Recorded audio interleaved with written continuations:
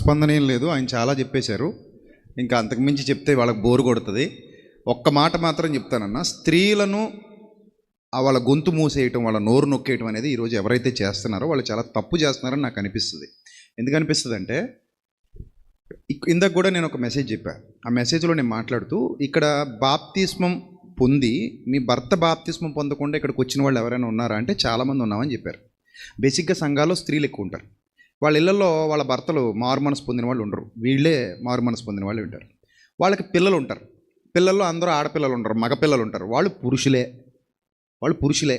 ఇప్పుడు తల్లి పురుషులకు వాక్యం చెప్పొచ్చా అనే ప్రశ్న వస్తే, బిడ్డలు వాళ్ళు తల్లి బిడ్డలకు వాక్యం చెప్పొచ్చా అంటే చెప్పొచ్చని ముక్త కంఠంతో క్రైస్తవ్యం అంతా చెప్తోంది. అక్కడ ఏ రిస్ట్రిక్షన్స్ లేవట వాళ్ళకి. ఇక్కడ కూడా వాళ్ళు ఏమంటారంటే, తీతు పత్రిక 2వ అధ్యాయంలో మంచి ఉపదేశము చేయువారునై ఉండవలనని బోధించుము అంటాడు పౌలు భక్తుడు. మంచి ఉపదేశం చేయవారనే ఉండవలనని బోధించుము అంటాడు. సో ఈ మంచి ఉపదేశం అనేది ఏదైతే ఉందో దీన్ని ఇంట్లో వాళ్ళకి చెప్పొచ్చు అంటున్నారు కొంతమంది వాదించేవాళ్ళు. ఇంట్లో వాళ్ళకి చెప్పొచ్చు కానీ సంఘానికి చెప్పరాదు అంటారు. ఇప్పుడు నేనేమంటానంటే, ఇంట్లో వాళ్ళు సంఘానికి వెళ్ళినప్పుడు సంఘంలో చిన్న మొక్క ఇంట్లో ఉన్నట్టేగా. అంటే సంఘాన్ని ఒక ప్లేట్ అనుకుంటే పోని, మీ ఇంట్లో ఉన్న పిల్లలు ఒక 4 పిల్లలు, నీ కడుపున పుట్టిన మగపిల్లలు ఉన్నారనుకుంటే, ఈ మగపిల్లలకు ఒకవేళ నీ భర్త ఇంకా అన్ఫిట్ కాబట్టి, ఇంకా నీ భర్తకి బైబిలే తెలియదు కాబట్టి, అవిశ్వాసాలు ఉన్నాడు కాబట్టి, ఈ 4 నువ్వు ఇంట్లో వాక్యం చెప్పే తల్లిగా ఉన్నావు. ఇప్పుడు దీన్ని తీసుకొచ్చి మరలా సంఘంలోనేగా కలపాలి ఈ 4. అప్పుడు ఈ సంఘంలోని ఒక చిన్న ముక్కతో ఈ తల్లి చెబుతున్నప్పుడు, ఈ సంఘంలో ఉన్న పురుషుల కంటే కూడా ఈమె జ్ఞానవంతురాలు అయితే, మీరు చెప్పినట్టు ఫీబే లాగా, ఒక ప్రిస్కిల్లా అపోల్లోకి వాక్యం నేర్పించడంలో తాను కూడా ఒకతే. ఎఫెస్సులోనే జరిగింది. తాను కూడా ఒకతే. తిమోతి సంఘమే అది. సో అంటే ఇప్పుడు ప్రిస్కిల్ల ద్వారా పౌలుతో పాటు సమానమైన స్తంభంగా ఎంచబడినటువంటి అపోల్లో రెడీ అయ్యాడంటే, అకుల అండ్ ప్రిస్కిల్ల ఇద్దరి ప్రస్తావన రావాలి అక్కడ. ఇద్దరి కష్టం ఉంది అక్కడ. సో అంటే ఇప్పుడు అపోల్లో కట్టే సంఘాలన్నిటికీ మీకు ఇంత లోతైన జ్ఞానం ఎక్స్ప్లెయిన్ చేసింది ఎవరు సార్ అపోల్లో గారు అని మనం అడిగితే, అకుల అని ఒక్క పేరే చెప్పడు, ప్రిస్కిల్ అని కూడా చెప్తాడు. అవును, రైట్. సో కాబట్టి స్త్రీలు వాక్యం చెప్పొచ్చు అనే మీ ఆలోచనతో నేను పూర్తిగా ఏకీభవిస్తున్నాను. ఫస్ట్ నుంచి కూడా మేము చెప్తానే ఉన్నాం. మా ఫ్యామిలీ నుంచి 2 స్త్రీలతో వాక్యం చెప్పిస్తున్నాం ఆల్రెడీ. సో మీరు ఏకీభవిస్తున్నారని నాకు తెలుసు, నేను ఆల్రెడీ విన్నాను కాబట్టి. అయితే ఇప్పుడు చెప్పారు కదా, మీ ఇంట్లో నుంచి 2 వాక్యం చెప్పిస్తున్నానని. ఇలాంటి వాళ్ళు ఎక్కువ రావాలి. అవును. సమాజంలో ఇది పురుషాధిక్య సమాజం. భారతీయ సమాజం అన్నది అన్ని భారతీయ సమాజంలో కూడా అందరూ కాకపోయినా మెజారిటీ వర్గం పురుషాధిక్య సమాజం. అంటే పురుషులు పెత్తనం చలాయించేటటువంటి, కనీసం చూపించడానికి. ఇళ్లలో ఆ పెత్తనం ఎవరితో అందరికీ తెలుసు, అంటే చెప్పాలి అది కూడా ఒక మాట. పురుషాధిక్య సమాజంలో స్త్రీని ముందు నిలబెట్టే బాధ్యత పురుషుందే. మనమే తీసుకుని వాళ్ళ వెనక నిలబడుకుని వాళ్ళని అభినందిస్తూ, వాళ్ళని హెచ్చరిస్తూ, వాళ్ళని ప్రోత్సహిస్తూ ముందుకు పెట్టాలి. మీరు చెప్పిన ఇంకొక డీటెయిల్ అక్కడ యాడ్ చేస్తాను, ఎందుకంటే చర్చ మంచి రసవత్తరంగా వెళ్తుంది కాబట్టి. ఇప్పుడు సంఘము అన్న దాని నిర్వచనం సరిగ్గా అర్థం చేసుకుంటే ఈ సమస్యలు రావు. సంఘములలో అని అన్నాడు ఆయన, పౌలు గారు. సంఘములలో అని అన్నాడు కొరింథీయులకు రాసిన పత్రికలో. సంఘములలో అని అంటే వేరు ద్వీపములలో అని, వేరు ద్వీపముల్లో ఉన్నటువంటి సంఘాలలో, ఆ ఫెయిత్ కమ్యూనిటీస్లో అని దాని అర్థం.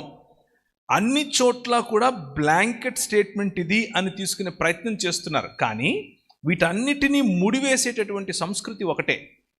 ఏంటంటే, అక్కడ మాట్లాడుతున్నటువంటి మాట, దానికి హిస్టారికల్ నేపథ్యం కనుక తీసుకుంటే, నేను ఇంతకుముందు చెప్పినట్లుగా డెల్ఫీ అనే దేవతను ఆరాధించేటటువంటి సమాజం, బహుదేవర్తారాధన అనేటటువంటి సమాజం. అందులో పురుషాధిక్య సమాజం అయినప్పటికీ, పురుషాధిక్య సమాజంలో ఉన్నటువంటి పూజారిణులుగా ఎంచబడుతున్నటువంటి స్త్రీలు, ముఖ్యంగా ఈ విషయం గుర్తుంచుకోండి. This is very critical to understand. అంటే పౌలు చెప్పిన దాన్ని అర్థం చేసుకోవటానికి ఇదొక తాళపు చెవి. అక్కడ ఉన్నటువంటి ఈ ద్వీపాల్లో ఎఫెసి తీసుకోండి, కొరింథు తీసుకోండి, కొలస్సి తీసుకోండి, లేకపోతే స్మిర్న తీసుకోండి, పెర్గమ తీసుకోండి, ఇవన్నీ కూడా మధ్యధరా ప్రాంతానికి చుట్టుపక్కల ఉన్నటువంటి ప్రాంతాలు. ఆ ప్రాంతాల్లో ఉన్నటువంటి ప్రతి చోట కూడా టెంపుల్స్ ఉన్నాయి. ఏంటా టెంపుల్స్ అంటే ఏంటా మందిరాలు అనంటే, ఆ మందిరాలలో తమ శరీరములను పూజార్పితములుగా, దైవార్పితములుగా, దేవదాసీలుగా అర్పించుకున్నటువంటి పూజారిణులు ఉండేవారు. ఒకరు ఇద్దరు కాదు. ఇది మన దేశంలో కూడా ఉంది, అక్కడి నుంచి దిగుమతి చేసుకున్నదే. మన దేశంలో మా రాజు అయితే ఒక జిల్లాకే పేరు పెట్టాడు, జోగులాంబని, అప్పట్లో ఉన్న రాజు. సో అదొక దరిద్రం. ఆ దరిద్రాన్ని మనం తెచ్చుకుని ఇక్కడ కూడా చేశాం. ఆ దరిద్రంలో భాగంగా వారికి నేర్పినటువంటిది ఏమిటి అని అంటే, వారు వెంట్రుకలను విరబోసుకోవాలి. ఎంత రింగులుగా పొడవుగా వెంట్రుకలు విరబోసుకుంటే అంతగా పురుషులను ఆకర్షించటం కోసం. ఇది చరిత్ర, ఇది నేను సొంతంగా చెప్తున్నది కాదు. You can refer to any historical book about Delphi, any historical book about temple prostitution in 1st or 2nd century. దేవదాసి వ్యవస్థ 3వ క్రీస్తు పూర్వం 2 లేదా 3 శతాబ్దాల నుంచి క్రీస్తు శకం 3-4 శతాబ్దాల వరకు ఇది నడిచింది. కొరింథు పట్టణంలో కూడా ఫేమస్. కరెక్ట్. ఇవన్నీ కొరింథు మొదలుకొని ఆ ద్వీపాలన్నింటిలో ఉన్నదే. సో అలాంటి స్త్రీ పెత్తనం చేస్తోంది ఎక్కడ? సంఘాల్లో. ఇప్పుడు ఏ సంస్కృతి నుంచి అయితే వచ్చిందో అదే సంస్కృతిని క్రైస్తవ సమాజంలో కూడా తీసుకొస్తూ ఉంటే పౌలు అన్నాడు, నువ్వు మాట్లాడద్దు ఎక్కువ అన్నాడు. అది దానికి ఉన్నటువంటి నేపథ్యం. ఆ నేపథ్యాన్ని విడిచిపెట్టేసి నువ్వు మాట్లాడకూడదు అని అంటే మీరు అనండి, సరే ఓకే అని మీరు మాట్లాడండి. ఇప్పుడు నేర్చుకోమన్నాడు, నేర్చుకోకుండా మాట్లాడకూడదు. నేర్చుకోకుండా ఎవరు మాట్లాడకూడదు. నేర్చుకున్న తర్వాత ఎందుకు మాట్లాడకూడదు? It's an explosive statement. మీరు ఇంకో విషయం అర్థం చేసుకోవాలి. ఎక్స్ప్లోజివ్ అంటే విస్ఫోటనం. నేర్చుకోండి అని స్త్రీలకు చెప్పటం విస్ఫోటనం. ఎందుకు అనంటే, అంతకు ముందు రోమా సామ్రాజ్యం ఏం చెప్పింది అంటే 11 రకాలైనటువంటి ప్రజలకు, అంటే రోమా రాజ్య పౌరులకు 11 రకాలైనటువంటి వసతులు ఇచ్చి వారిని స్వతంత్రులుగా చేస్తాను అని చెప్పింది.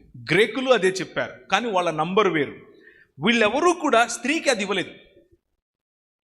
చదువు అనేటటువంటి, నేర్చుకోవటం అనేటటువంటి ఏ సంస్కృతిలోనూ కూడా అప్పటి వరకు యూదా ప్రాంతాన్ని ఏలినటువంటి ఏ సంస్కృతి కూడా స్త్రీని నేర్చుకోమని చెప్పలేదు.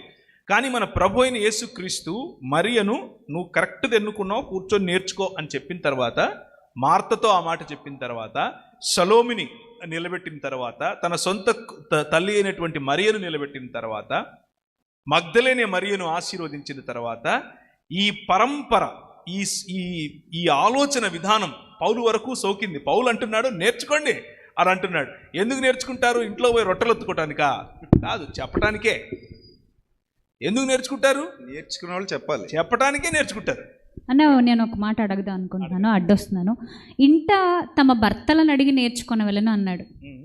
అది ఇప్పుడు ప్రస్తుత పరిస్థితుల్లో క్రైస్తవ సమాజం దాన్ని ఎలా అప్లై చేసుకోవాలి? అందరు భర్తలు నేర్పించే స్థాయిలో ఉంటారంటారా? మరి దాన్ని ఎలా, మరి ఆ మాటను ఎలా తీసుకోవాలి ఇప్పుడు ప్రస్తుత క్రైస్తవ్యం? Excellent question. నేను చెప్పిన నేపథ్యాన్ని ఒక్కసారి మనసులో పెట్టుకొని ఆలోచిస్తే చాలా స్పష్టంగా తెలిసిపోతుంది. ఏమిటి అని అంటే, తమ భర్తలు లేకపోతే పురుషులు, మిగిలిన పురుషులు కూడా మాట్లాడుతుంటే వాళ్ళను ఆపి వ్యర్థమైనటువంటి ఫిలాసఫీ, వ్యర్థమైనటువంటి వంశావళి, ఇవి చెప్పేటటువంటి ఒక కల్ట్ బయలుదేరింది.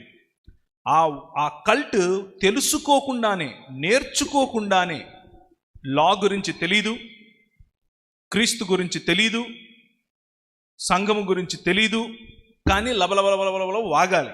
ఎందుకు అనంటే, ముఖ్యంగా భర్తలు కోల్పోయినటువంటి విధవరాండ్రు ఎవరైతే 50 కంటే తక్కువ వయసులో ఉన్నారో అలాంటి వాళ్ళను వీళ్ళు టార్గెట్ చేసి వాళ్ళకు తర్బీదిస్తే వాళ్ళు ఇంటింటికి వెళ్ళి అమలక్కలను చెరచడం మొదలెట్టారు.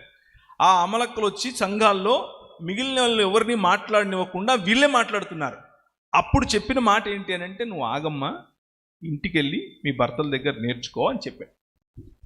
ఆ సందర్భాన్ని తీసుకొని వచ్చి యూనివర్సల్గా ఇప్పుడు మీరు ఏం నేర్చుకోవాలన్నా మీ ఆయన దగ్గర నేర్చుకోవాలి అని అంటే, మీ ఆయన బహుశా ప్రభువుని గురించిన అవగాహన లేనివాడు అయి ఉండొచ్చు. మీ ఆయన బహుశా కొన్నిసార్లు అసలు సంఘమే అసలు విశ్వాసే కాదనుకోండి, అవిశ్వాస అయి ఉండొచ్చు. అవిశ్వాస మీ ఆయన బహుశా తాగుబోతు అయి ఉండొచ్చు. సో దాని అర్థం ఏంటంటే, తాగుబోతైనా సరే నువ్వే నేర్పాలంటే తాగడం నేర్పుతాడు, కొట్టేవాడైతే కొట్టడం నేర్పుతాడు, తిట్టేవాడైతే బూతులు నేర్పుతాడు. అది కాదు మొగుడు దగ్గర నేర్చుకోవాలి అని అంటే, ఆ వ్యక్తి ఒకవేళ తర్బీదు పొంది సంఘములో విశ్వాసై నాయకత్వంలో ఉంటే, నువ్వు ఆయన నాయకత్వాన్ని నువ్వు కాదు నేను నీకంటే గొప్ప అన్న ప్రేలాపనలు చేయొద్దు. ఇంటికెళ్ళి మనశ్శాంతిగా నీ భర్త దగ్గర నేర్చుకో అని చెప్తున్నాడు. చాలా స్పష్టంగా ఉన్న వాటిని మనం లిటరల్గా తీసుకుని వాటిని చెరిపేసి మన మనసులో ఉన్నది తీసుకొచ్చి, మన సాంస్కృతిక నేపథ్యాన్ని తీసుకొచ్చి వాక్యం పైన పెడతాం. అలా చేయకూడదు.